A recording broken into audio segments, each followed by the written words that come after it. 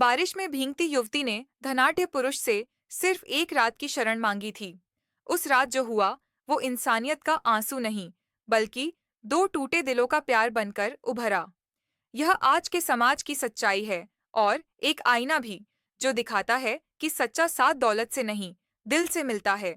पूरी कहानी जानने के लिए आखिर तक पढ़ें, लेकिन पहले अगर दिल छू जाए तो शेयर करें और अपनी राय कमेंट में बताएं। दोस्तों, यह सच्ची सी प्रेम कहानी है गुजरात के राजकोट जिले के छोटे से कस्बे धोराजी की। शाम ढलते ढलते आसमां में काले बादल घिर आए और मूसलाधार बारिश ने पूरे इलाके को सराबोर कर दिया। हर कोई घरों में सिमट गया, लेकिन उसी तूफानी रात एक खूबसूरत लड़की अपने नन्हे बेटे के साथ सड़कों पर भटक रही थी। लड़की का नाम था आराध्या। उम्र महज 24 साल। चेहरे पर थकान की लकीरें, लेकिन आंखों में एक अजीब सी चमक। बाल बारिश में भीगकर उसके कंधों से लिपटे थे और गीले कपड़े उसके सुडौल बदन से चिपके हुए थे। गोद में उसका बेटा था, आरव, बस 4 साल का। मासूम चेहरा ठंड से नीला पड़ रहा था, आंखों में भूख की जलन और होंठ कांपते हुए। आराध्या की जिंदगी सपनों जैसी थी, जो किस्मत ने चकनाचूर कर दी। उसने अपने कॉलेज के पहले प्यार विक्रम से शादी की थी। दोनों एक दूसरे के बिना अधूरे थे। लेकिन शादी के 2.5 साल बाद ही विक्रम की एक दुर्घटना में मौत हो गई। मायके में माँ पहले गुजर चुकी थीं। पिता ने उसे बोझ समझा। ससुराल वालों ने इल्जाम लगाया, तूने हमारे बेटे को निगल लिया। रोती बिलखती आराध्या को आरव के साथ घर से बाहर फेंक दिया गया। उसके पास बस एक सोने की अंगूठी थी, जिसे बेचकर कुछ दिन काटे। फिर छोटे मोटे काम, होटलों में वेट्रेस बनी, दुकानों में झाड़ू लगाया, लेकिन कहीं स्थायी ठाव नहीं। दिन भर की कमाई से रात को मंदिर की सीढ़ियों या स्टेशन पर गुजारा। उस रात सुबह से दोनों भूखे थे। आरव बार बार मिन्नत करता, मम्मा पेट में दर्द हो रहा है। आराध्या उसके माथे पर किस करके आंसू पी जाती। बारिश और तेज हो गई। आरव का बदन गर्म, बुखार चढ़ाया। आराध्या घबराई, अगर आज रात छत न मिली तो उसका लाल बीमार पड़ जाएगा। मजबूरी में उसने एक विशाल बंगले के दरवाजे पर दस्तक दी। कांपती आवाज में बोली, साहब, बस एक रात मैं बाहर भीग लूंगी, लेकिन मेरे बच्चे को बचा लीजिए। वह नहीं जानती थी कि दरवाजे के पीछे कौन है, लेकिन दिल कह रहा था, अगर बंद रहा तो आरव शायद न बचे। दस्तक सुन अंदर से भारी कदमों की आहट आई। दरवाजा खुला और सामने खड़ा था एक हैंडसम, लंबा चौड़ा मर्द, आर्यन। उम्र 35 के करीब, चेहरा गंभीर, आंखें गहरी लेकिन थकी हुई, जैसे सालों से नींद न आई हो। आराध्या ने हाथ जोड़े, साहब, मेरा बेटा बारिश में बीमार। आर्यन की नजर आरव पर ठिठकी। बच्चा माँ की गोद में कांप रहा था, मासूमियत से भरी आंखें, भूख से धुंधली। आर्यन का दिल पिघला। उसने दरवाजा चौड़ा खोलते हुए कहा, अंदर आओ, ठंड लग जाएगी। आराध्या हिचकिचाई, लेकिन बच्चे की सांसें तेज थीं। वह अंदर कदम रखी। बंगला राजसी था, लेकिन हर कोने में उदासी, जैसे खुशियां सालों से गायब हों। आर्यन बोला, बैठो, मैं कुछ लाता हूँ। रसोई से लौटा तो हाथ में गर्मा गर्म परांठे, दाल और दही। आरव ने झिझकते हुए परांठा छुआ, फिर भूख हार गई, मुट्ठी भर के खाने लगा। आराध्या की आंखें नम। साहब, कल से इसने कुछ नहीं खाया, आपने इसकी जान बचा ली। आर्यन चुप खड़ा रहा, उसकी आंखों में अपनी बीती जिंदगी की छवियां, पत्नी की मौत, अकेलापन। उसने कहा, इस कमरे में सो जाओ, दरवाजा बंद कर लो, कोई डर नहीं। आराध्या ने सिर झुकाया, बच्चे को लेकर कमरे में गई, कुंडी लगाई। उस रात बंगले में सालों बाद गर्माहट लौटी। बाहर बारिश, अंदर दो अजनबी दिलों की धड़कनें। सुबह सूरज की किरणें झांकती तो बारिश थमी थी, बंगला जैसे जाग उठा हो। आंगन साफ, पत्तियां समेटी, खिड़कियां चमकती। आर्यन हैरान, उसकी वीरान हवेली किसी परी ने सजा दी हो। रसोई में आराध्या झुकी बर्तन मांज रही थी, उसके गीले बाल अभी भी लहराते, चेहरा सुर्ख। आरव पास खेलता। आर्यन ने पूछा, ये सब क्यों? आराध्या मुस्कुराई, आंखें नीची। साहब, आपने रात हमें पनाह दी, बदले में दिल ने कहा, घर को थोड़ा प्यार दे दूं, गंदगी तो दिल में भी नहीं अच्छी लगती। उसके शब्दों ने आर्यन को झकझोर दिया। यही कहती थी उसकी दिवंगत पत्नी। यादों का बांध टूटा। वह बोला, जरूरत नहीं थी। आराध्या करीब आई। उसकी खुशबू से आर्यन का दिल धड़का। दिल ने चाहा, आपने मेरे आरव को भूख से बचाया, मैंने आपके घर को उदासी से। आरव दौड़कर आर्यन की गोद में चढ़ गया। अंकल, आप अच्छे हो। आर्यन ने उसे गले लगाया। पहली बार सालों में मुस्कान उसके होंठों पर। आराध्या जाने को हुई। अब हम चलते हैं। आर्यन का दिल चीखा। नहीं, वह बोला, रुक जाओ, तुम्हारी कहानी सुनाओ। आराध्या रो पड़ी। आरव को सीने से लगाकर अपनी दास्तान सुनाई। प्यार, मौत, बेघरी। आर्यन की आंखें नम, उसने अपनी कहानी बताई। पत्नी की बीमारी, अकेलापन, दोनों के दर्द मिले, आंखें चार हुईं। पहली बार किसी ने एक दूसरे को समझा। आर्यन ने कहा, यहाँ रहो, घर संभालो, बदले में छत, खाना और शायद एक नया शुरुआत। आराध्या संकोच से, लोग क्या कहेंगे? आर्यन करीब आया, उसका हाथ थामा। लोग कहते रहेंगे, लेकिन मेरा दिल कहता है, तुम्हारी मुस्कान इस घर की रोशनी है। आराध्या की सांसें तेज, उसकी गर्माहट महसूस हुई। वह रुक गई। दिन बीते। आराध्या सुबह चाय बनाती, आर्यन के लिए स्पेशल, उसकी पसंदीदा अदरक वाली। शाम को बालकनी में बैठते, आरव सो जाता तो बातें होती। हंसी, आंसू, सपने। आर्यन उसके बालों में उंगलियां फेरता। तुम्हारी आंखें समंदर जैसी। आराध्या शर्माती। आपकी मुस्कान सूरज सी। एक रात बारिश फिर आई। बिजली चमकी। आराध्या डरी। आर्यन ने गले लगाया। डर मत, मैं हूं। उसकी बाहों में आराध्या खो गई। होंठ मिले। पहला चुंबन, आग की तरह। लेकिन गांव की अफवाहें। आर्यन ने जवान औरत रख ली। आराध्या दुखी। मेरी वजह से आपकी इज्जत। आर्यन गुस्से में नहीं, प्यार में बोला, तुम मेरी हो। एक सुबह पंचायत आई। औरत निकालो वरना गांव से बाहर। आर्यन अंदर गया, सिंदूर लाया। सबके सामने आराध्या की मांग भरी। अब यह मेरी पत्नी है। गांव सन्न। आराध्या की आंखें आंसुओं से चमकीं। आर्यन ने गले लगाया। मैंने तुम्हें चुना, हमेशा के लिए। आराध्या फुसफुसाई। आर्यन, तुमने मुझे जीवन दिया, प्यार दिया। आर्यन ने किस किया। तुमने मेरी रूह में आग लगाई। दोनों ने मंदिर में शादी की। गांव गवाह बना। रातें अब जुनून की। आराध्या की साड़ी सरकती। आर्यन की उंगलियां उसकी कमर पर। फुसफुसाहटें। तुम मेरी हो, सिर्फ मेरी। आरव उन्हें पापा मम्मा कहता। घर हंसी से गूंजता। समय गुजरा। आरव स्कूल गया। आराध्या आर्यन का प्यार गहरा होता गया। एक शाम आराध्या ने कहा, आर्यन, तुम्हारे बिना अधूरी हूं। आर्यन ने गोद में उठाया। तुम मेरी जिंदगी की धड़कन। उस रात की बारिश ने हमें मिलाया। अब हर बारिश हमें करीब लाती है। दोस्तों, दौलत नहीं, प्यार सब कुछ है। समाज की बातें थम जाएंगी अगर दिल सच्चा हो। क्या आर्यन का सिंदूर भरना सही था? बारिश की उस रात के बाद से आराध्या और आर्यन की जिंदगी में जैसे कोई नई सुबह उदय हो गई थी। बंगला अब सिर्फ ईंट पत्थर का ढांचा नहीं रहा था, वो एक घर बन चुका था, जहां हर कोने में प्यार की खुशबू फैली थी। सुबह की पहली किरण जब खिड़कियों से झांकती, तो आराध्या पहले उठती। वो रसोई में जाती, आर्यन की पसंदीदा मसाला चाय बनाती। अदरक की तेज खुशबू, इलायची का हल्का स्पर्श और थोड़ी सी दालचीनी। चाय का कप लेकर वो आर्यन के पास जाती, जो अभी बिस्तर पर आलस में लिपटा होता।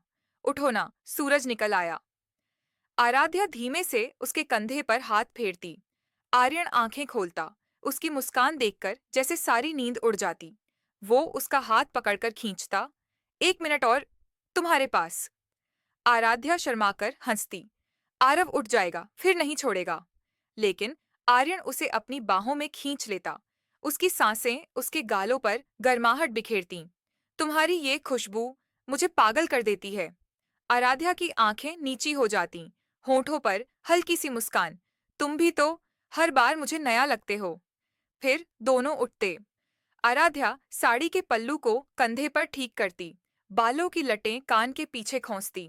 आर्यन उसे पीछे से गले लगाता, उसकी कमर पर हाथ रखकर फुसफुसाता, ये साड़ी तुम पर जादू की तरह लगती है।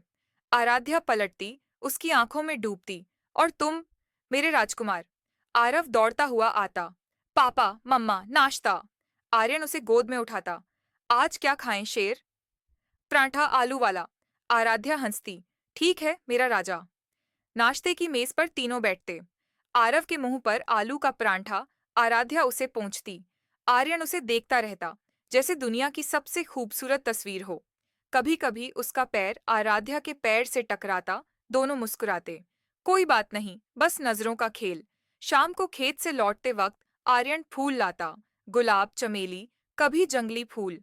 आराध्या बालकनी में खड़ी होती, दूर से उसे आता देखकर हाथ हिलाती। आर्यन दौड़कर सीढ़ियां चढ़ता, उसे गोद में उठाता। मेरी रानी, आज भी वैसी ही खूबसूरत। आराध्या की हंसी गूंजती। और तुम, मेरे हीरो। रातें अब उनकी थीं। आरव सो जाता तो दोनों छत पर चले जाते। तारे चमकते, हवा ठंडी। आर्यन उसे कंबल ओढ़ाता, पीछे से लिपटता, उसकी गर्दन पर होंठ रखता। तुम्हारी ये खुशबू मुझे नींद नहीं आने देती।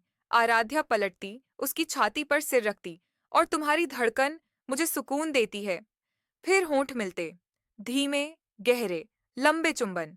आर्यन की उंगलियां उसकी पीठ पर फिरतीं, साड़ी का पल्लू सरकता। आराध्या की सांसें तेज। आर्यन, हाँ मेरी जान, मुझ में खो जाओ। कमरे में अंधेरा, सिर्फ चांद की रोशनी। आराध्या की साड़ी फर्श पर गिरती। आर्यन उसे बिस्तर पर लिटाता, उसकी आंखों में डूबता। तुम मेरी हो, हर सांस में। आराध्या की उंगलियां उसके बालों में। और तुम, मेरे अंदर। रातें जुनून की होतीं, कभी धीमे, कभी तेज, कभी हंसी, कभी आहें, कभी चुप्पी, जिसमें सिर्फ धड़कनें बोलतीं। एक दिन आराध्या ने कहा, आर्यन, मुझे डर लगता है, कहीं ये सपना ना हो। आर्यन ने उसे गले लगाया। ये सपना नहीं, हकीकत है, और मैं इसे कभी टूटने नहीं दूंगा। फिर एक शाम बारिश फिर आई, वही पुरानी वाली। दोनों बालकनी में खड़े, भीगते हुए। आर्यन ने उसे दीवार से सटाया, बारिश में किस किया। यही बारिश हमें मिलाया था। आराध्या की आंखें बंद। और अब हमें जोड़ती है। समय गुजरा। आरव बड़ा हुआ, स्कूल में टॉप करता। आराध्या अब गांव की महिलाओं की सलाहकार थी। जो औरतें अकेली थीं, उन्हें काम दिलाती, हौसला देती। आर्यन का बिजनेस बढ़ा, लेकिन घर हमेशा पहला। एक रात आरव सोने से पहले बोला, पापा, मम्मा को इतना प्यार क्यों करते हो? आर्यन ने आराध्या की ओर देखा, मुस्कुराया।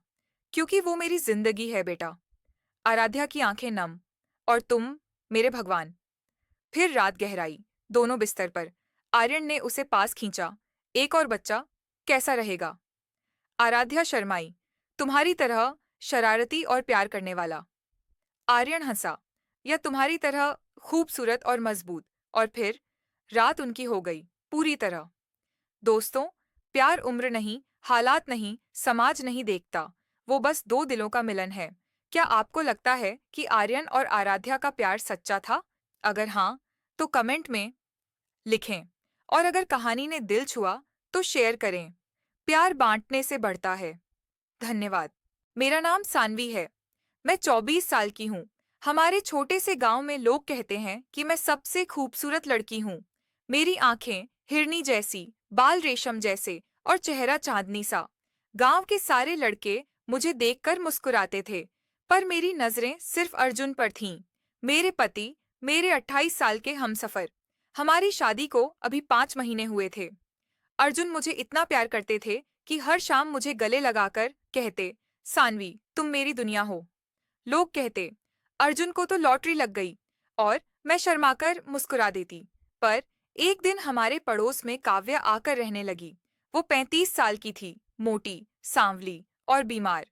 अर्जुन अक्सर उसके घर जाते, कहते, वो अकेली है सानवी, उसका ख्याल रखना हमारा फर्ज है। मुझे बुरा लगता, वो बदसूरत है, फिर भी तुम क्यों जाते हो? मैं मन ही मन सोचती। हर सुबह काव्या दरवाजे पर खड़ी होकर अर्जुन को देखती और मुस्कुराती। अर्जुन भी जवाब में मुस्कुराते। मैं खिड़की से देखती और जलन से भर जाती।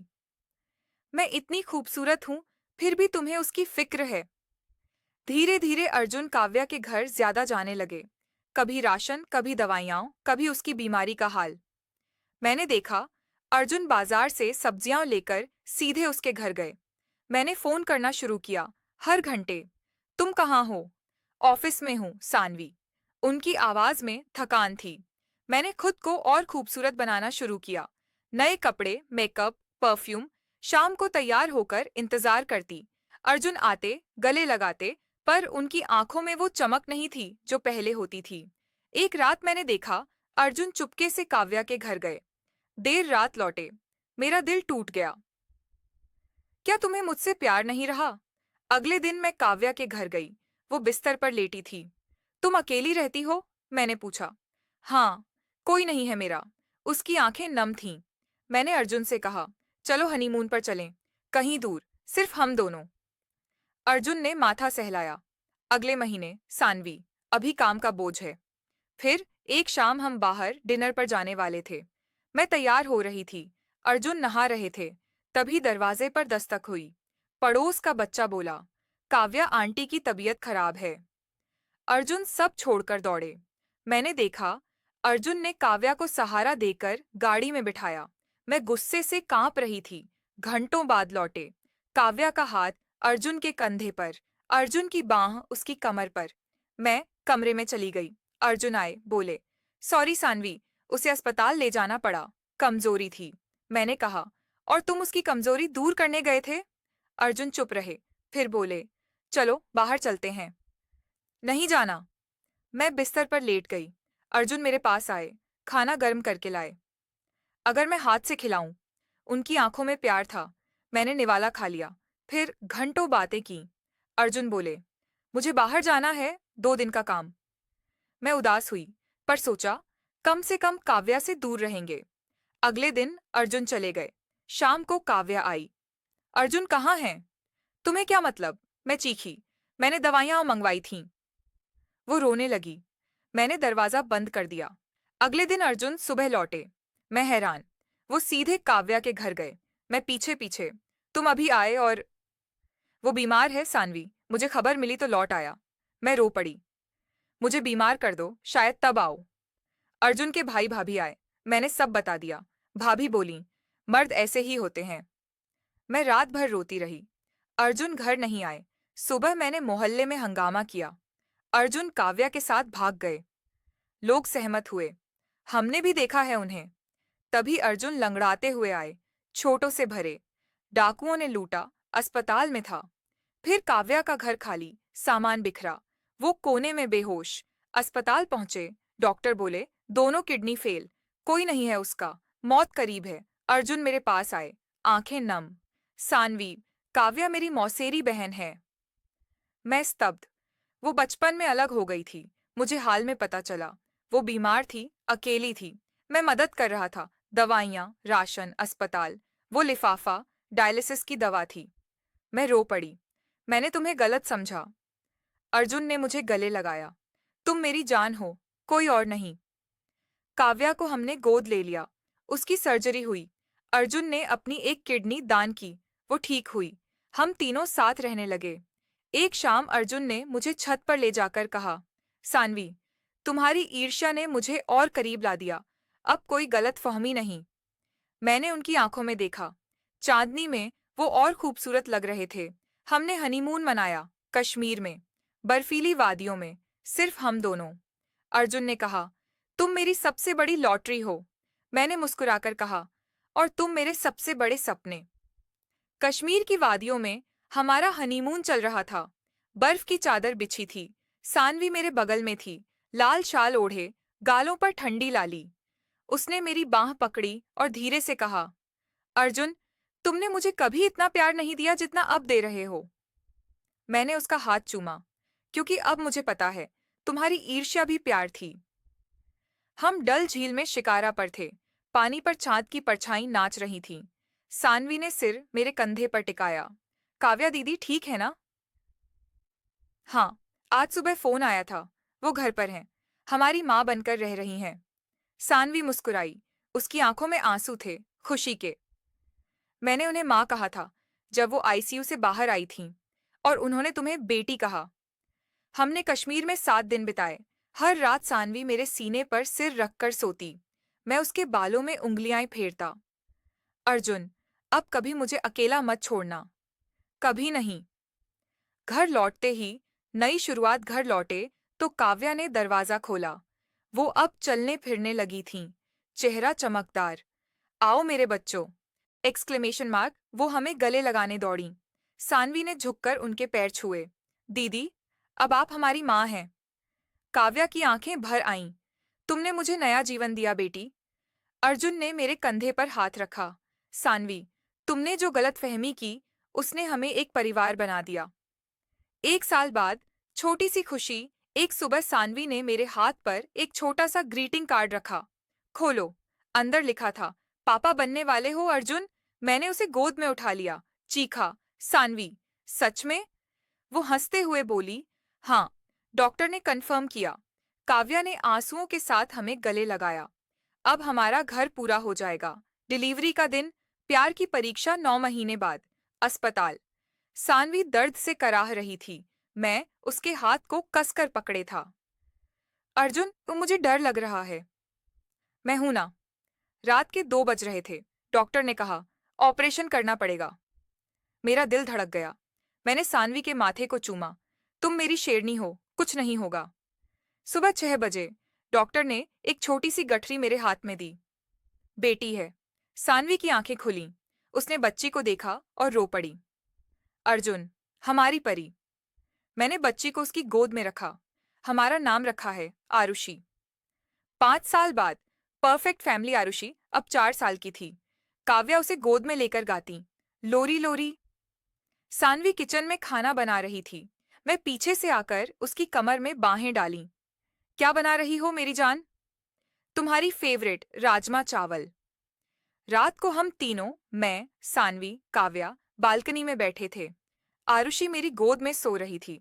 सानवी ने मेरा हाथ थामा। अर्जुन, याद है जब मैं तुम्हें काव्या दीदी के लिए जलती थी? मैं हंसा। हाँ, और तुमने मुझे धोखेबाज कहा था। काव्या बोली, अब मैं तुम्हारी सास हूं, धोखा कौन देगा? हम तीनों हंसे। कश्मीर की वादियों में हमारा हनीमून चल रहा था। बर्फ की चादर बिछी थी। सानवी मेरे बगल में थी, लाल शाल ओढ़े, गालों पर ठंडी लाली। उसने मेरी बांह पकड़ी और धीरे से कहा, अर्जुन, तुमने मुझे कभी इतना प्यार नहीं दिया जितना अब दे रहे हो। मैंने उसका हाथ चूमा, क्योंकि अब मुझे पता है, तुम्हारी ईर्ष्या भी प्यार थी। हम डल झील में शिकारा पर थे। पानी पर चांद की परछाई नाच रही थी। सानवी ने सिर मेरे कंधे पर टिकाया। काव्या दीदी ठीक है ना? हाँ, आज सुबह फोन आया था। वो घर पर हैं, हमारी माँ बनकर रह रही हैं। सानवी मुस्कुराई। उसकी आंखों में आंसू थे, खुशी के। मैंने उन्हें माँ कहा था, जब वो आईसीयू से बाहर आई थीं, और उन्होंने तुम्हें बेटी कहा। हमने कश्मीर में 7 दिन बिताए। हर रात सानवी मेरे सीने पर सिर रखकर सोती। मैं उसके बालों में उंगलियां फेरता। अर्जुन, अब कभी मुझे अकेला मत छोड़ना। कभी नहीं। घर लौटे तो काव्या ने दरवाजा खोला। वो अब चलने फिरने लगी। मेरा नाम आरव है, उम्र 22 साल और मैं एक कॉलेज स्टूडेंट हूँ। मेरे घर में मम्मी पापा और मैं रहते हैं। पापा अपने ट्रांसपोर्ट बिजनेस में व्यस्त रहते हैं और मम्मी अक्सर अपनी सहेलियों के साथ धार्मिक यात्राओं पर चली जाती हैं। पिछले महीने मम्मी 10 दिनों की तीर्थ यात्रा पर गई थीं और उसी दौरान मेरी चाची अनन्या हमारे घर आईं। अनन्या चाची 32 साल की थीं, लेकिन उनकी सादगी और मुस्कान में एक ऐसी कशिश थी जो किसी का भी दिल जीत ले। उनकी आंखों में मासूमियत थी और उनके चेहरे पर हमेशा एक हल्की सी उदासी जो मुझे बार बार उनकी ओर खींचती थी। पहले दिन जब मैं जिम से लौटा तो चाची ने मुझे देखकर मुस्कुराते हुए कहा, आरव, तुम तो अब बिल्कुल जवान हो गए हो, कितने मजबूत और स्मार्ट दिखते हो। उनकी बातों में एक अनकही नज़ाकत थी जो मेरे दिल को छू गई। मैंने हंसकर जवाब दिया, चाची, आप भी तो बिल्कुल नहीं बदली, वही पुरानी चमक है आप में। उनकी मुस्कान और गहरी हो गई। चाचा को काम के सिलसिले में अगले दिन ही वापस जाना था, लेकिन चाची ने कहा कि वे कुछ दिन हमारे घर रुकेंगी। मम्मी ने मुझे बताया कि चाची को शहर में किसी ट्रीटमेंट के लिए आना था और मम्मी की अनुपस्थिति में चाची घर संभाल लेंगी। मुझे ये बात थोड़ी अजीब लगी, लेकिन चाची की मौजूदगी से घर में एक अलग सी रौनक थी। एक अनजानी नज़दीकी। पहले कुछ दिन सब सामान्य था। चाची मेरे लिए खाना बनाती, मेरे डाइट चार्ट को ध्यान से पढ़कर मेरे लिए पौष्टिक और स्वादिष्ट खाना तैयार करती। एक शाम जब मैं जिम से थक कर लौटा तो चाची ने मेरे लिए चावल, दाल और उनके हाथों से बना आलू प्याज का चोखा परोसा। उनकी मेहनत और स्नेह ने मेरे दिल को छू लिया। मैंने कहा, चाची, आपने तो जादू कर दिया, इतना स्वादिष्ट खाना मैंने पहले कभी नहीं खाया। वे शर्माकर बोलीं, बस तुम्हारी मुस्कान के लिए बनाया है, आरव। उस रात जब मैं अपने कमरे में सो रहा था, मुझे अचानक लगा कि कोई मेरे पास है। आंख खोलकर देखा तो चाची मेरे बिस्तर के पास बैठी थीं। उन्होंने हल्के से कपड़े पहने थे और उनकी आंखों में एक अजीब सी चमक थी। उन्होंने धीरे से मेरा हाथ पकड़ा और कहा, आरव, तुम में कुछ खास है। तुम्हारी ताकत, तुम्हारी समझदारी, मुझे तुम में वो सुकून मिलता है जो कहीं और नहीं मिला। उनकी आवाज़ में एक गहरा एहसास था जो मेरे दिल की धड़कनों को तेज कर रहा था। मैं असहज था, लेकिन उनकी आंखों में डूबता चला गया। भावनाओं का तूफान। अगले दिन चाची का व्यवहार और बदल गया। वे मेरे और करीब आने की कोशिश करने लगीं। एक रात जब बिजली कड़की, वे डर कर मेरे कमरे में आईं और मुझसे लिपट गईं। मैंने उन्हें शांत करने की कोशिश की, लेकिन उनकी नज़दीकी ने मेरे मन में एक तूफान सा उठा दिया। उन्होंने कहा, आरव, मुझे अकेले डर लगता है। क्या मैं तुम्हारे पास सो सकती हूँ? मैंने हिचकिचाते हुए उन्हें अपने कमरे में सोने दिया, लेकिन मेरी नींद उड़ गई। एक दिन मैंने चाची को उनके ट्रीटमेंट के लिए अस्पताल छोड़ा। लौटते वक्त मैंने उन्हें मूवी दिखाने का प्लान बनाया। मूवी हॉल में चाची ने मेरा हाथ पकड़ लिया और धीरे धीरे उनका सिर मेरे कंधे पर आ गया। उनकी सांसों की गर्माहट और उनकी मुस्कान ने मुझे एक अनजानी सी खुशी दी। घर लौटकर उन्होंने कहा, आरव, आज तुमने मेरा दिन खास बना दिया। तुम मेरे लिए सिर्फ भतीजे नहीं, कुछ और हो। उनकी बातों ने मेरे मन में सवाल उठा दिए। क्या ये सिर्फ स्नेह था या कुछ और? सच्चाई का सामना एक रात जब चाची फिर मेरे कमरे में आई। उनकी आंखों में आंसू थे। मैंने पूछा, चाची, क्या हुआ? तब उन्होंने अपने दिल का राज खोला। आरव, मैं 2 साल से माँ बनने की कोशिश कर रही हूँ। मैंने ना जाने कितने ट्रीटमेंट करवाए, लेकिन कुछ काम नहीं आया। तुम्हारे चाचा में कमी है, पर वे इसे मानते नहीं। मेरी सास मुझे बांझ कहती है और मैं अब टूट चुकी हूँ। मैंने सोचा, शायद तुम मेरी मदद कर सको। उनकी बातों ने मुझे हिला दिया। मैं समझ गया कि उनकी नज़दीकी के पीछे उनकी मजबूरी थी, न कि कोई गलत इरादा। मैंने चाची का हाथ थामा और कहा, चाची, आपको इस रास्ते की ज़रूरत नहीं। मैं आपकी मदद करूंगा, लेकिन सही तरीके से। मैंने उन्हें वादा किया कि मैं चाचा से बात करूंगा। कुछ दिन बाद जब चाचा आए, मैंने सारी बात उनके सामने रख दी। पहले तो वे नाराज़ हुए, लेकिन फिर उन्होंने अपनी गलती मानी। चाचा ने चाची को गले लगाया और कहा, अनन्या, मैं तुम्हें अब और दुख नहीं दूंगा। मैं इलाज करवाऊंगा। एक नई शुरुआत। कुछ महीनों बाद चाचा का इलाज शुरू हुआ और जल्द ही चाची के चेहरे पर वही पुरानी मुस्कान लौट आई। एक दिन उन्होंने मुझे गले लगाकर कहा, आरव, तुमने मेरी जिंदगी में नई उम्मीद जगाई। तुम मेरे लिए सिर्फ भतीजे नहीं, मेरे सच्चे साथी हो। उनकी आंखों में इस बार आंसू नहीं, बल्कि खुशी की चमक थी। मैंने सोचा, शायद प्यार और स्नेह का असली मतलब यही है, किसी की जिंदगी में उम्मीद की किरण बनना। चाची और मेरे बीच का रिश्ता अब पहले से भी गहरा और पवित्र हो गया था। चाचा के इलाज की शुरुआत के बाद घर में एक नया माहौल था। अनन्या चाची की आंखों में अब पहले जैसी उदासी नहीं थी। उनकी मुस्कान में एक नई चमक थी और उनके चेहरे पर उम्मीद की हल्की सी लकीरें उभर आई थीं। मैं, आरव, अब भी उनके साथ ज्यादा से ज्यादा वक्त बिताने की कोशिश करता था। मुझे लगता था कि मेरी मौजूदगी से उन्हें सुकून मिलता है, एक अनछुआ एहसास। एक शाम जब मैं जिम से लौटा तो चाची ने मुझे हॉल में बुलाया। टेबल पर मेरे लिए गर्मा गर्म पराठे और उनकी पसंदीदा मसाला चाय रखी थी। मैंने हंसते हुए कहा, चाची, आप तो मेरे लिए हर दिन कुछ नया बना देती हैं। अब तो मैं आपकी इस आदत का दीवाना हो गया हूँ। वे शर्माकर बोली, आरव, तुम्हारे लिए कुछ करना मुझे अच्छा लगता है। तुम्हारी मुस्कान मेरे दिन को पूरा करती है। उस रात जब मैं अपने कमरे में किताब पढ़ रहा था, उन्होंने एक चाची धीरे से साधारण मेरे सी पास साड़ी आई। पहनी थी, लेकिन उनकी सादगी में एक अलग ही जादू था। वे मेरे बगल में बैठी और बोली, आरव, तुमने मेरी जिंदगी में जो किया वो मैं कभी नहीं भूलूंगी। तुमने मुझे सिर्फ उम्मीद ही नहीं दी, बल्कि एक नया विश्वास दिया कि मैं अकेली नहीं हूँ। उनकी आवाज़ में एक गहरा एहसास था और उनकी आंखों में मेरे लिए एक अनकही कृतज्ञता। मैंने कहा, चाची, आप मेरे लिए परिवार हो। आपकी खुशी मेरे लिए सबसे ज़रूरी है। उस पल में हमारे बीच एक अनकही समझ थी। ना तो मैंने कुछ कहा, ना ही उन्होंने। लेकिन हमारी चुप्पी में एक गहरा रिश्ता पनप रहा था। ये रिश्ता न सिर्फ स्नेह का था, बल्कि एक दूसरे के लिए सम्मान और विश्वास का भी था। एक नया सफर कुछ हफ्तों बाद चाचा और चाची को डॉक्टर से अच्छी खबर मिली। चाचा का इलाज सही दिशा में जा रहा था और डॉक्टर ने कहा कि जल्द ही चाची की मां बनने की इच्छा पूरी हो सकती है। उस दिन चाची ने मुझे फोन किया। उनकी आवाज में खुशी की लहर थी। आरव, तुम्हारी वजह से आज मैं फिर से सपने देखने लगी हूँ। तुम मेरे लिए एक फरिश्ता हो। मैंने हंसकर कहा, चाची, फरिश्ता तो आप हो, जो हमेशा सबके लिए इतना कुछ करती हैं। उसी शाम चाची ने घर पर एक छोटी सी पूजा का आयोजन किया। पूजा के बाद उन्होंने मुझे अपने पास बुलाया और एक छोटा सा लॉकेट दिया। उस लॉकेट में एक छोटा सा सूरज बना था। उन्होंने कहा, ये लॉकेट मेरे दिल की तरह है आरव। तुम मेरी जिंदगी में उसी सूरज की तरह आए हो जिसने मेरे अंधेरे को दूर किया। मेरे गले में वो लॉकेट पहनाते वक्त उनकी उंगलियां मेरे कंधों को छू गईं और उस स्पर्श में एक अनकही गर्माहट थी।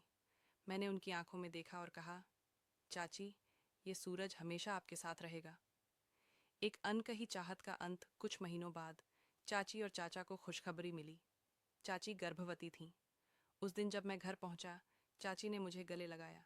उनकी आंखों में आंसू थे, लेकिन इस बार वो खुशी के थे। आरव, तुम्हारी वजह से आज मैं वो सपना जी रही हूँ जो मैंने लगभग छोड़ दिया था। मैंने उनकी आंखों में देखा और कहा, चाची, ये आपकी ताकत है। मैंने तो बस आपका साथ दिया। उस रात जब चाची और चाचा अपने कमरे में थे, मैं छत पर बैठा तारों को देख रहा था। मेरे मन में एक अजीब सी शांति थी। चाची के लिए मेरे दिल में जो भावनाएं थीं, वो शायद प्यार थीं, लेकिन वो प्यार एक अलग तरह का था। वो स्नेह, सम्मान और विश्वास का प्यार। मैंने सोचा, शायद यही जिंदगी का असली मतलब है, किसी की जिंदगी में रोशनी बनना, बिना किसी स्वार्थ के। अंतिम पल कुछ समय बाद चाची और चाचा अपने गांव लौट गए। जाने से पहले चाची ने मुझे एक पत्र लिखा। उसमें लिखा था, आरव, तुम मेरे लिए सिर्फ भतीजे नहीं, मेरे दिल का एक हिस्सा हो। तुमने मुझे सिखाया कि जिंदगी में मुश्किलें कितनी भी बड़ी हों, अगर कोई साथ खड़ा हो तो सब आसान हो जाता है। हमेशा ऐसे ही चमकते रहना, मेरा सूरज। मैंने वो पत्र पढ़ा और मेरी आंखें नम हो गईं। चाची की मुस्कान, उनकी बातें और वो अनकही चाहत मेरे दिल में हमेशा के लिए बस गई थी। चाची और चाचा के गांव लौटने के बाद घर में एक अजीब सी खामोशी थी। मम्मी अपनी तीर्थ यात्रा से लौट आई थीं और पापा अपने बिजनेस में फिर से व्यस्त हो गए थे। लेकिन मेरे दिल में चाची की वो मुस्कान, उनकी बातें और वो लॉकेट अब भी जिंदा थे। मैं हर रात छत पर बैठकर तारों को देखता और उस पत्र को फिर से पढ़ता जो चाची ने मुझे दिया था। उनकी हर बात मेरे मन में एक गीत की तरह गूंजती थी। एक अनपेक्षित मुलाकात कुछ महीने बाद, एक दिन मम्मी ने मुझे बताया कि चाची फिर से शहर आ रही हैं। उनका ट्रीटमेंट अब अंतिम चरण में था और चाचा काम में व्यस्त होने की वजह से उनके साथ नहीं आ सके थे। मेरे मन में एक अजीब सी बेचैनी और खुशी का मिश्रण था। मैं चाची से मिलने के लिए उत्साहित था, लेकिन साथ ही डर भी था कि कहीं मेरे मन की भावनाएं फिर से उलझ न जाएं। जब चाची घर आईं तो उनकी मुस्कान पहले से भी ज्यादा चमक रही थी।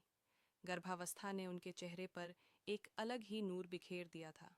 उन्होंने मुझे देखते ही गले लगाया और कहा, आरव, तुम्हें देखकर ऐसा लगता है जैसे मैं घर लौट आई हूँ।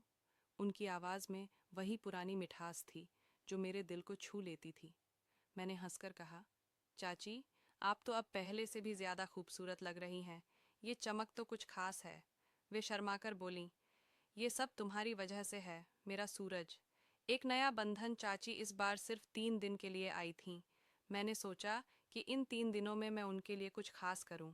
मैं उन्हें शहर की सबसे खूबसूरत जगह, एक पुराने किले के पास ले गया, जहां सूर्यास्त का नज़ारा देखने लायक होता था।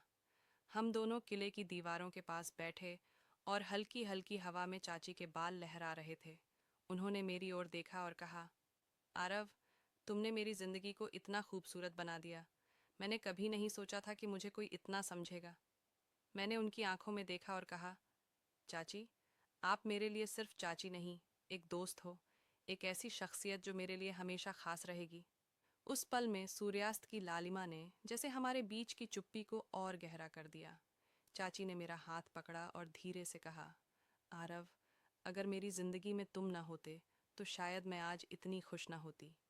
उनकी उंगलियों की गर्माहट और उनकी आंखों की सच्चाई ने मेरे दिल में एक हल्की सी हलचल मचा दी। एक अनकही वादा तीसरे दिन, जब चाची जाने वाली थीं, मैंने उनके लिए एक छोटा सा सरप्राइज प्लान किया। मैंने उनके लिए एक डायरी बनाई थी जिसमें मैंने उनके लिए कुछ कविताएं और अपने विचार लिखे थे। हर पन्ने पर मैंने उनकी मुस्कान, उनकी हिम्मत और उनके स्नेह की तारीफ की थी। डायरी के आखिरी पन्ने पर मैंने लिखा, चाची, आप मेरे लिए वो तारा हो जो हमेशा मेरी जिंदगी को रोशन करेगा। मैं वादा करता हूँ कि जब भी आपको मेरी ज़रूरत होगी, मैं आपके साथ खड़ा रहूँगा। चाची ने डायरी पढ़ी और उनकी आंखें नम हो गईं। उन्होंने मुझे गले लगाया और कहा, आरव, ये डायरी मेरे लिए सबसे कीमती तोहफा है। तुम मेरे लिए सिर्फ भतीजे नहीं, मेरे दिल का एक अनमोल हिस्सा हो। उस पल में मैंने महसूस किया कि हमारा रिश्ता अब शब्दों से परे था। ये स्नेह, विश्वास और एक अनकही चाहत का बंधन था, जो ना तो समाज के नियमों में बंधा था, ना ही किसी गलत इरादे से भरा था। एक नई सुबह चाची के जाने के बाद मैंने उनकी खुशी के लिए दुआ की। कुछ महीनों बाद मुझे चाचा का फ़ोन आया। उनकी आवाज़ में बेइंतहा खुशी थी। आरव, तुम्हारी चाची ने एक खूबसूरत बेटी को जन्म दिया है। हमने उसका नाम आरोही रखा है, क्योंकि तुमने हमें ऊंचाइयों तक पहुंचाया। मैंने फ़ोन पर चाची से बात की और उनकी आवाज़ में वो खुशी थी जो मैंने पहले कभी नहीं सुनी थी। उन्होंने कहा, आरव, तुम एक दिन हमारी आरोही से मिलना, वो तुम्हारी तरह ही मजबूत और प्यारी होगी। मैंने हंसकर कहा, चाची, मैं जल्द ही अपनी छोटी सी आरोही से मिलने आऊँगा। और हाँ, आप उसका ख्याल रखना, क्योंकि वो मेरी पसंदीदा चाची की बेटी है। चाची की हंसी फ़ोन के उस पार से मेरे दिल तक पहुंची। अंतिम विचार उस रात मैं फिर छत पर बैठा और तारों को देखते हुए सोच रहा था। चाची के साथ बिताए पल, उनकी मुस्कान और वो अनकही चाहत मेरे दिल में हमेशा के लिए बस गई थी। मैंने महसूस किया कि प्यार का मतलब सिर्फ पास होना नहीं, बल्कि किसी की ज़िंदगी को बेहतर बनाना है। चाची ने मुझे सिखाया कि सच्चा प्यार वो है जो बिना किसी स्वार्थ के किसी के लिए उम्मीद बन जाए। और कहीं ना कहीं मेरे दिल में ये यकीन था कि हमारा ये बंधन, ये अनकही चाहत हमेशा जिंदा रहेगी, न सिर्फ मेरे और चाची के बीच, बल्कि उस छोटी सी आरोही के लिए भी, जो एक दिन हमारी कहानी का हिस्सा बनेगी। एक नई सुबह की शुरुआत सर्द रात थी और गांव की शांत वादियों में केवल झींगुरों की आवाज गूंज रही थी। राधा, एक विधवा जो अपने पति के गुजरने के बाद से अकेलेपन की साए में जी रही थी, अपने छोटे से मिट्टी के घर में चूल्हे के पास बैठी थी। उसका दिल भारी था, लेकिन उसने हमेशा अपनी जिंदगी को संभालने की कोशिश की थी। उसका देवर किशन, जो गांव में अपनी मेहनत और नेकदिली के लिए जाना जाता था, अक्सर उसका ध्यान रखता था। किशन और राधा के बीच का रिश्ता हमेशा से सादगी और सम्मान से भरा था। लेकिन उस रात, जब हवा में ठंडक थी और आसमान में तारे चमक रहे थे, कुछ ऐसा हुआ जो राधा के दिल को छू गया। रात के 11 बजे होंगे। राधा अपने बिस्तर पर लेटी थी। नींद उसकी आंखों से कोसों दूर थी। तभी दरवाजे पर एक हल्की सी खटखट हुई। राधा चौंक गई। इतनी रात को कौन हो सकता था? उसने अपनी चादर लपेटी और दरवाजे की ओर बढ़ी। कौन है? उसने हल्की सी डरी हुई आवाज में पूछा। भाभी, मैं हूं, किशन। बाहर से आवाज आई। राधा ने दरवाजा खोला। किशन बाहर खड़ा था। उसके हाथ में एक छोटा सा लालटेन था, जिसकी मध्यम रोशनी उसके चेहरे पर पड़ रही थी। उसकी आंखों में एक अजीब सी चमक थी जो राधा ने पहले कभी नहीं देखी थी। इतनी रात को, किशन, सब ठीक है ना? राधा ने चिंता से पूछा। किशन ने एक गहरी सांस ली और मुस्कुराया। भाभी, सब ठीक है, बस मन नहीं लगा, सोचा आपसे थोड़ी बात कर लूं। राधा को उसकी बात अजीब लगी, लेकिन उसने उसे अंदर बुला लिया। दोनों आंगन में बैठ गए, जहां चांद की रोशनी फैली हुई थी। किशन ने लालटेन को एक तरफ रख दिया और राधा की ओर देखा। भाभी, मैं जानता हूँ आपके लिए ये साल आसान नहीं रहे, लेकिन मैं ये भी जानता हूँ कि आप कितनी मजबूत हैं। मैंने हमेशा आपका सम्मान किया है, लेकिन आज आज मैं कुछ कहना चाहता हूँ। उसकी आवाज़ में एक हल्की सी कांप थी। राधा का दिल तेजी से धड़कने लगा। उसने किशन की ओर देखा। उसकी आंखों में कुछ ऐसा था जो उसे बेचैन कर रहा था। क्या बात है किशन? उसने धीरे से पूछा।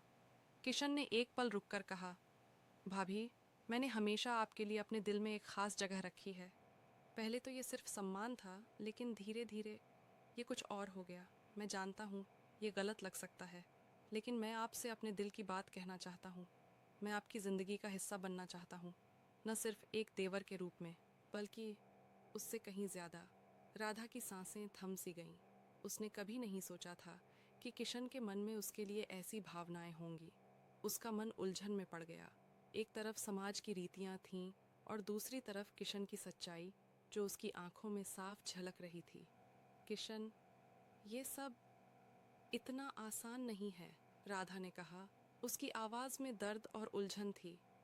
मैंने कभी इस बारे में नहीं सोचा। मैं जानता हूँ भाभी, किशन ने कहा। मैं आपसे कुछ भी जल्दबाजी में नहीं चाहता। बस इतना चाहता हूँ कि आप मेरे दिल की बात जान लें। मैं आपके लिए हमेशा रहूँगा, चाहे आप जो भी फैसला लें। उस रात दोनों चुपचाप चांद की रोशनी में बैठे रहे। राधा के मन में एक तूफान सा उठ रहा था, लेकिन कहीं गहरे में उसे किशन की बातों में एक सुकून भी मिला। शायद ये एक नई शुरुआत थी, एक ऐसी शुरुआत जो समय के साथ उनके रिश्ते को न्याय एक नई सुबह की शुरुआत जारी। चांद की रोशनी में राधा और किशन के बीच की खामोशी कुछ देर तक बनी रही। हवा में ठंडक थी, लेकिन किशन की बातों ने राधा के मन में एक गर्माहट सी पैदा कर दी थी। वह चुपचाप आकाश की ओर देख रही थी, जहां तारे मानो उनकी इस अनकही कहानी के साक्षी बन रहे थे। किशन ने भी चुप्पी नहीं तोड़ी। शायद वह राधा को अपने मन की उथल पुथल को समझने का वक्त देना चाहता था। कुछ देर बाद राधा ने धीरे से सिर उठाया और किशन की ओर देखा। उसकी आंखों में एक अजीब सी चमक थी, उलझन, डर और शायद कहीं गहरे में एक उम्मीद। किशन, उसने धीमी आवाज में कहा, तुम्हें पता है मेरी जिंदगी में कितने साल सिर्फ खामोशी और अकेलेपन के नाम रहे। मैंने कभी नहीं सोचा था कि कोई मेरे लिए ऐसा सोचेगा, खासकर तुम। किशन ने हल्के से मुस्कुराते हुए कहा, भाभी, मैं जानता हूँ कि ये सुनना आपके लिए आसान नहीं है, लेकिन मैं ये भी जानता हूँ कि आपने हमेशा दूसरों के लिए जिया है, सबके लिए, पर खुद के लिए कभी नहीं। मैं चाहता हूँ कि आप फिर से मुस्कुराएं, फिर से जिए। राधा के मन में एक तूफान सा उठ रहा था। उसने अपने पति को खोने के बाद जिंदगी को एक बोझ की तरह ढोया था। गांव की नज़रें, समाज की रीतियां और अपने दिल की खामोशी ने उसे बांध रखा था। लेकिन किशन की बातों में एक सच्चाई थी जो उसे झकझोर रही थी। किशन, अगर मैं तुम्हारी बात मान भी लूं तो क्या होगा? राधा ने पूछा। उसकी आवाज़ में एक हल्की सी हिचक थी। गांव वाले, रिश्तेदार, सब क्या कहेंगे? मैं एक विधवा हूँ और तुम मेरे देवर। ये दुनिया हमें कभी माफ़ नहीं करेगी। किशन ने एक गहरी सांस ली और राधा की आंखों में देखा। भाभी, दुनिया का डर मुझे भी है, लेकिन मैं ये भी जानता हूँ कि ज़िंदगी एक बार मिलती है। अगर हम अपने दिल की सुनने की हिम्मत नहीं करेंगे तो क्या हम सचमुच जिएंगे? मैं वादा करता हूँ, मैं तुम्हें कभी अकेले नहीं छोड़ूंगा। चाहे दुनिया कुछ भी कहे, मैं तुम्हारे साथ खड़ा रहूंगा। राधा की आंखें नम हो गईं। उसने सालों बाद किसी के मुंह से ऐसी बात सुनी थी, जो सिर्फ उसके लिए थी, उसके दिल के लिए। उसने किशन की ओर देखा और पहली बार उसे उसकी मुस्कान में एक सुकून दिखा। किशन ने धीरे से उसका हाथ थाम लिया। उसका स्पर्श गर्म था और उसमें एक अजीब सी ताकत थी, जो राधा को बता रही थी कि वह अकेली नहीं है। किशन, मुझे वक्त चाहिए, राधा ने धीरे से कहा। उसका हाथ अभी भी किशन के हाथ में था। मुझे सोचने का समय दो, ये फैसला आसान नहीं है। किशन ने हल्के से सिर हिलाया। भाभी, मैं इंतजार करूंगा। जितना वक्त आपको चाहिए उतना लीजिए। मैं बस इतना चाहता हूँ कि आप अपने दिल की सुने। उस रात जब किशन वापस अपने घर लौटा, राधा आंगन में अकेली बैठी रही। चांद अब और चमक रहा था, मानो उसकी उलझनों को सुलझाने की कोशिश कर रहा हो। राधा ने अपने दिल की गहराइयों में झांका। उसे याद आया कि कैसे किशन ने हमेशा उसका साथ दिया था, जब वह बीमार पड़ी थी, जब गांव वालों ने उसकी विधवा होने की वजह से ताने मारे थे, जब उसने अकेले में आंसू बहाए थे। किशन हमेशा चुपके से उसका ख्याल रखता था। दिन बीतने लगे। किशन और राधा के बीच की बातचीत अब पहले से ज्यादा गहरी हो गई थी। किशन उसे छोटी छोटी बातों पर हंसाने की कोशिश करता। कभी वह उसके लिए बाजार से उसकी पसंदीदा मिठाई लाता, तो कभी आंगन में बैठकर उसे गांव की पुरानी कहानियां सुनाता। राधा को लगने लगा था कि उसका दिल, जो सालों से खामोश था, अब धीरे धीरे फिर से धड़कने लगा था। एक दिन जब सूरज ढल रहा था और आसमान लाल रंग से रंगा हुआ था, राधा ने किशन को अपने पास बुलाया। किशन, उसने कहा। उसकी आवाज में एक नई दृढ़ता थी। मैंने सोच लिया। मैं नहीं जानती कि ये रास्ता आसान होगा या नहीं, लेकिन मैं तुम्हारे साथ चलना चाहती हूँ। किशन की आंखें खुशी से चमक उठीं। उसने राधा का हाथ थामा और कहा, भाभी, मैं वादा करता हूँ, मैं तुम्हें कभी निराश नहीं करूँगा। उस पल सूरज की आखिरी किरणों ने उनके चेहरों को रोशन किया और राधा को लगा कि शायद जिंदगी ने उसे एक नया मौका दिया है, प्यार का, साथ का और एक नई सुबह का। अर्थ दे सकती थी, एक नई सुबह की शुरुआत। जारी, राधा और किशन का फैसला उनके दिलों के बीच एक अनकहा बंधन बन गया था। उस सूरज ढलने के पल ने न सिर्फ उनके रिश्ते को एक नया नाम दिया, बल्कि राधा के मन में बरसों से जमी उदासी को भी पिघलाना शुरू कर दिया। लेकिन गांव की तंग गलियों और चौक चौराहों पर नजरें और बातें तेजी से फैलती थीं। राधा और किशन दोनों जानते थे कि उनकी राह आसान नहीं होगी। फिर भी किशन की आंखों में जो दृढ़ता थी, वह राधा को हिम्मत दे रही थी। अगले कुछ दिन राधा के लिए एक सपने जैसे थे। किशन हर छोटी छोटी बात में उसका ध्यान रखता। सुबह सुबह वह राधा के लिए तुलसी के पौधे के पास पानी का लोटा रख जाता, ताकि उसे दूर कुएं तक न जाना पड़े। कभी वह गांव के मेले से राधा के लिए रंग बिरंगी चूड़ियां लाता, और राधा, जो सालों से सादी साड़ियों में बंधी थी, उन चूड़ियों को देखकर शर्मा उठती। किशन की हर बात, हर हरकत में एक प्यार था, जो राधा को फिर से जीने की वजह दे रहा था। एक शाम जब राधा आंगन में मिट्टी के चूल्हे पर रोटियां सेंक रही थी, किशन पास आकर बैठ गया। उसने एक छोटा सा गुलाब का फूल राधा की ओर बढ़ाया। ये आपके लिए भाभी, उसने मुस्कुराते हुए कहा। राधा ने फूल को हाथ में लिया। उसकी खुशबू ने उसके मन को एक अजीब सी ताजगी दी।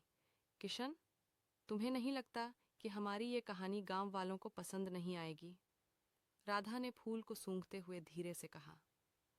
उसकी आवाज में अब डर कम और एक नई हिम्मत ज्यादा थी। किशन ने गहरी सांस ली और कहा, भाभी, मैंने पहले ही कहा था, मुझे दुनिया की परवाह नहीं। लेकिन अगर आपको डर है, तो मैं आपके साथ गांव के बड़े बुजुर्गों से बात करूंगा। मैं उन्हें समझाऊंगा कि हमारा रिश्ता सच्चाई और सम्मान पर टिका है।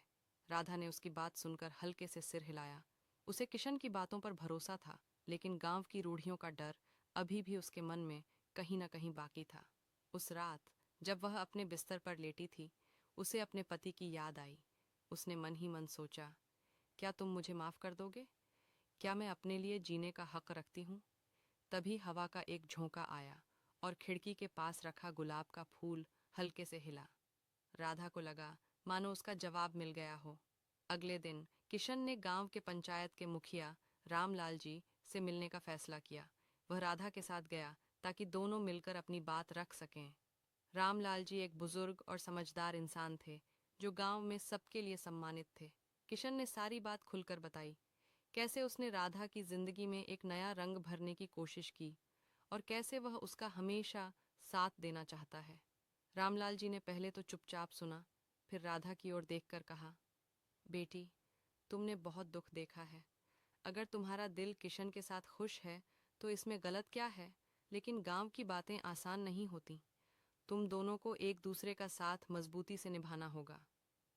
राधा की आंखें नम थीं, लेकिन उसने दृढ़ता से कहा, मैं तैयार हूँ बाबूजी। मैं बस इतना चाहती हूँ कि मेरी जिंदगी में फिर से खुशियाँ आएं। रामलाल जी ने मुस्कुराकर दोनों को आशीर्वाद दिया। उन्होंने गांव वालों को समझाने का वादा किया, ताकि राधा और किशन को कोई परेशानी न हो। उस दिन जब राधा और किशन पंचायत के घर से बाहर निकले, तो आसमान में बादल छाए थे, लेकिन राधा के दिल में एक नई रोशनी थी। वक्त बीतता गया। गांव में कुछ लोग अब भी ताने मारते, लेकिन किशन और राधा ने एक दूसरे का हाथ थाम रखा था। किशन ने राधा के लिए एक छोटा सा बगीचा बनाया, जहां वह हर सुबह फूलों को पानी देती और किशन के साथ हंसती बातें करती। धीरे धीरे गांव वालों ने भी उनकी सच्चाई को स्वीकार करना शुरू कर दिया। राधा, जो कभी सिर्फ एक विधवा के रूप में जानी जाती थी, अब किशन की साथी के रूप में गांव की कहानियों में शामिल हो गई थी। एक साल बाद गांव के मेले में राधा और किशन साथ साथ घूम रहे थे। राधा ने पहली बार रंग बिरंगी साड़ी पहनी थी और उसकी कलाइयों में चूड़ियाँ खनक रही थीं। किशन ने उसकी ओर देखा और कहा, भाभी, तुम्हारी मुस्कान मेरी जिंदगी का सबसे खूबसूरत रंग है। राधा ने शर्माते हुए कहा, किशन, अब मुझे भाभी मत बुलाओ, बस राधा कहो। किशन ने हंसते हुए उसका हाथ थामा और दोनों मेले की भीड़ में खो गए, जहां उनकी प्रेम कहानी अब सिर्फ उनकी नहीं। रात के 12:30 बज चुके थे। मैंने आंखें बंद कर रखी थीं, लेकिन नींद कोसों दूर थी। तभी मेरे कमरे का दरवाज़ा धीरे से खुला। चटकनी की हल्की सी आवाज़ ने मेरे दिल की धड़कनों को और तेज कर दिया। मैंने सोने का नाटक किया, पर मेरी सांसें जैसे थम सी गई थीं। मुझे अंदाज़ा था कि वह क्यों आए हैं, फिर भी मैं चुप रही, अपने दिल की उथल पुथल को दबाकर। उस रात जो हुआ वह मेरी जिंदगी का एक नया मोड़ बन गया। मेरा नाम रिया है, उम्र 28 साल। मैं लखनऊ के एक पुराने मोहल्ले में अपने ससुर अखिलेश जी के साथ रहती हूँ। हमारा मकान पुराना है, गलियां तंग हैं, लेकिन दिलों में जो तूफान उठ रहा था वह बिल्कुल नया था। 2 साल पहले मेरी सास, माँ जैसी, कैंसर से हमें छोड़ गईं, और मेरे पति रोहन 3 साल पहले एक कार हादसे में मुझे अकेला छोड़ गए। तब से मैं और अखिलेश जी इस छोटे से घर में एक दूसरे का सहारा बनकर जी रहे हैं। मैं दिन भर एक कॉल सेंटर में काम करती हूँ। घर लौटकर खाना पीना, बाजार सब संभालती हूँ। अखिलेश जी, जो अब 45 साल के हैं, पहले मोहल्ले के चहेते इंसान थे। उनकी हंसी, उनके किस्से, चौपाल पर उनकी बातों का वजन, सब कुछ गली में गूंजता था। लेकिन माँ के जाने के बाद वह जैसे टूट से गए। दिन भर अपने कमरे में या टीवी के सामने क्राइम शो देखते रहते। उनकी आंखों में एक अनकहा दर्द था, जो मुझे रातों को चैन नहीं लेने देता। मैं सोचती, क्या मैं उनके इस दर्द को कम कर सकती हूँ? क्या उनकी जिंदगी में फिर से कोई रंग भर सकती हूँ? एक रात की बात है। रात के करीब 2 बजे मैं पानी पीने उठी। घर में सन्नाटा था, सिर्फ बाहर गली में कुत्तों की आवाजें गूंज रही थीं। अखिलेश जी का कमरा ऊपर था और मेरा नीचे। तभी ऊपर से कुछ गिरने की आवाज आई। मेरा दिल धक धक करने लगा। क्या हुआ? मैं डरते डरते ऊपर गई। उनका दरवाजा हल्का सा खुला था। मैंने चुपके से झांका। अखिलेश जी अपने मोबाइल की टॉर्च जला रखी थी। उनके एक हाथ में मोबाइल था और वह कुछ देख रहे थे, शायद कोई पुरानी तस्वीर या वीडियो। पास में रखा गिलास अचानक जमीन पर गिर गया, लेकिन वह इतने खोए हुए थे कि उन्हें भनक तक नहीं लगी। मैं चुपचाप उन्हें देखती रही। उनकी आंखों में एक उदासी थी, लेकिन साथ ही एक अजीब सी तड़प भी। कुछ देर बाद उन्होंने मोबाइल साइड में रखा और लेट गए। मैं धीरे से नीचे अपने कमरे में लौट आई। उस रात जो मैंने देखा, उसने मेरे दिल में हलचल मचा दी। अखिलेश जी अकेलेपन से जूझ रहे थे, लेकिन अपने दर्द को छिपा रहे थे। मैं सोचने लगी, क्या मैं उनके लिए कुछ कर सकती हूँ? क्या मैं उनके दिल में वो खोया हुआ सुकून ला सकती हूँ? अगली सुबह मैंने फैसला किया कि कुछ तो करना होगा। मैंने उनके लिए उनकी पसंद का मसाला डोसा बनाया और साथ में फिल्टर कॉफ़ी। जब मैंने उनके सामने परोसा, वह चौंक गए। रिया, ये सब इतनी सुबह? मैंने हंसकर कहा। अखिलेश जी, आपकी वो पुरानी वाली मुस्कान लाने के लिए ये डोसा तो छोटी सी बात है। वह हल्का सा मुस्कुराए और मेरे दिल को जैसे ठंडक मिल गई। उस दिन के बाद मैंने उनके साथ वक्त बिताना शुरू किया। कभी उनके पुराने दोस्तों को घर बुलाया, कभी शाम को उनके साथ गली में टहलने निकली। एक दिन जब मैं रात को खाना बना रही थी, उन्होंने अचानक कहा, रिया, तू मेरे लिए बेटी जैसी है, लेकिन तेरा दिल क्या कहता है? तू भी तो अकेली है ना? उनकी बात मेरे दिल को छू गई। मैंने धीरे से कहा, अखिलेश जी, अकेलापन तो हम दोनों का है। शायद हम एक दूसरे के लिए वो कमी पूरी कर सकते हैं। एक शाम जब मैं कॉल सेंटर से लौटी, अखिलेश जी आंगन में कुर्सी डालकर बैठे थे। मैं उनके पास गई और बोली, अखिलेश जी, आपको याद है, आप कहाँ करते थे कि जिंदगी एक गाना है जो हर धुन में बहता है? वह मुझे देखकर बोले, हाँ, पर अब तो मेरा गाना जैसे थम सा गया है। मैंने उनका हाथ पकड़ा और कहा, तो चलिए, हम इस गाने में नई धुन जोड़ते हैं। हम एक दूसरे के लिए वो संगीत बन सकते हैं। उस रात जब घर की बत्तियां बुझ गईं, मैंने देखा कि अखिलेश जी मेरे कमरे के पास खड़े थे। उनकी आंखों में हिचक थी, लेकिन एक गहरी चाहत भी। मैंने पूछा, अखिलेश जी, सब ठीक? वह चुप रहे, फिर धीरे से बोले, रिया, तूने आज जो कहा वो मेरे दिल में उतर गया। मैं तुझ में अपनी बेटी देखता हूँ, लेकिन शायद कुछ और भी। मेरी सांसें तेज हो गईं। मैंने हल्के से कहा, अखिलेश जी, हम दोनों ने बहुत कुछ खोया है, लेकिन शायद हम एक दूसरे में वो खुशी ढूंढ सकते हैं जो हमें चाहिए। लोग क्या कहेंगे, ये सोचकर जिंदगी थमती नहीं। उन्होंने मेरा हाथ थामा। उनकी हथेली में एक गर्माहट थी जो मेरे दिल तक उतर गई। वह बोले, रिया, ये रास्ता आसान नहीं। मैंने मुस्कुराकर कहा, अखिलेश जी, जो आसान होता है उसमें मज़ा कहाँ। बस आप मेरे साथ रहें, फिर देखिए जिंदगी कैसे गुनगुनाने लगती है। उस रात हमने एक दूसरे के साथ वक्त बिताया। पुरानी बातें, माँ के किस्से, रोहन की शरारतें, और वो दिन जब घर में हंसी गूंजती थी। लेकिन उस रात कुछ बदल गया। अखिलेश जी की आंखों में वो खालीपन कम हो गया और मेरा दिल भी हल्का हो गया। अगले दिन जब मैं दफ्तर से लौटी, अखिलेश जी ने मेरे लिए मेरी पसंद की मसाला चाय और पकौड़े बनाए थे। रिया, आज तुझे कुछ छटपटा चाहिए, उन्होंने हंसकर कहा। मैंने जवाब दिया, अखिलेश जी, आपने तो मेरी जिंदगी में पहले ही तड़का डाल दिया। वो एक नई शुरुआत थी। न कोई नाम, न कोई रिश्ता, बस दो दिल जो एक दूसरे का सहारा बन गए। बाहर की दुनिया वही थी, लोग, उनकी बातें, उनका शोर। लेकिन हमारे घर में एक नई सुबह थी, जहाँ रिश्ते नहीं, बस एहसास थे। उस दिन के बाद हमारे घर में जैसे एक नया रंग बिखरने लगा। अखिलेश जी की आंखों में वो पुरानी चमक धीरे धीरे लौट रही थी, और मेरा दिल भी जैसे हर दिन हल्का हो रहा था। मैं कॉल सेंटर से लौटती और अखिलेश जी आंगन में मेरे लिए मसाला चाय या कोई छोटा मोटा नाश्ता तैयार रखते। उनकी वो छोटी छोटी कोशिशें मेरे लिए किसी बड़े तोहफे से कम नहीं थीं। एक शाम की बात है। बारिश हो रही थी और लखनऊ की तंग गलियों में पानी की छप छप की आवाज गूंज रही थी। मैं दफ्तर से भीगते हुए लौटी। अखिलेश जी दरवाजे पर खड़े थे। उनके हाथ में एक तौलिया और मेरी पसंद की अदरक वाली चाय थी। रिया, तू भी ना छाता ले जाना भूल जाती है, उन्होंने हल्की हंसी के साथ कहा।